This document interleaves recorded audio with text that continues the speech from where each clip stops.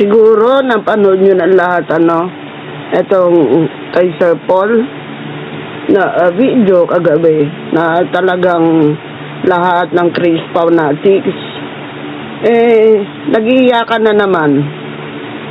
Hindi alam kung saan na naman huhugutin ng lakas, di ba? Grabe naman kasi. Bakit nagkaganito na nangyari sa ating Chris Pao? Ako matagal na ako hindi nag-upload kasi nasasaktan ako, at ngayon nasasaktan na naman kasi dahil nga dito sa upload na to ni Sir Paul. Pero kailangan kong ilabas ang damdamin ko, ang saloobin ko, at talagang sa tingin ko itong iyakan na to, na sobrang iyak, ang lakas ng iyak nilang parehas, si Sir Paul at saka si Krishna. Talaga makikita mo dito na iba na yung pinagsamahan nila.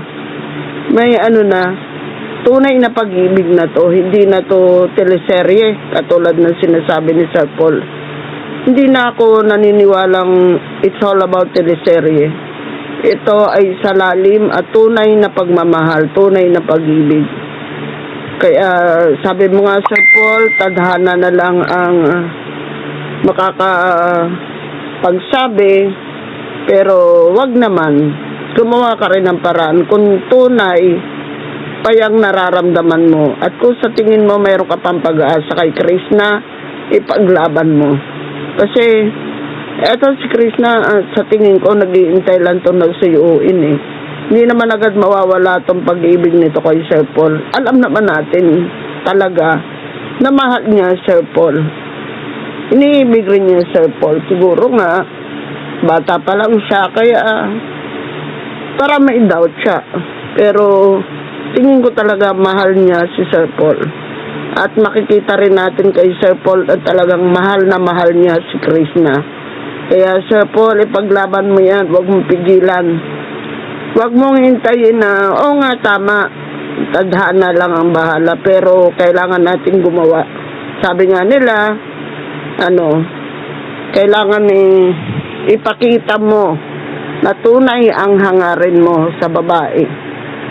Ngayon na mayroon kayo naglabasang issue, may lumabas na issue nga na ganyan-ganon, ipakita mo sa babae na kaya mo siyang tanggapin at mahalin ng tunay na kung sino siya. Kaya mo naman niya i-adjust, Sir Paul, napapag-usapan naman yan at mapapag-usapan naman ninyong dalawa yan kung totoo talaga ang inyong pag-ibig sa isa't isa.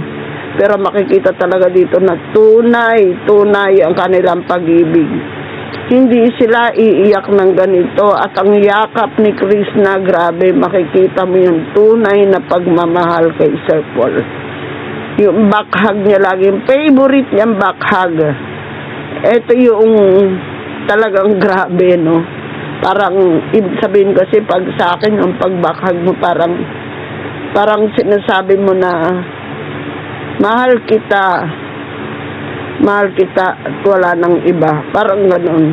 Sa akin ka lang. Kasi inakap mo siya ng sakop lahat.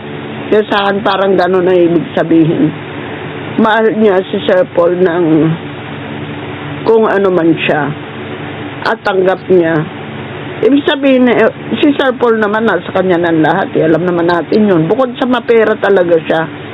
Siguro, pero hindi natin masasabi na perfect si Sir Paul. Siyempre, lahat naman tayo hindi perfecto.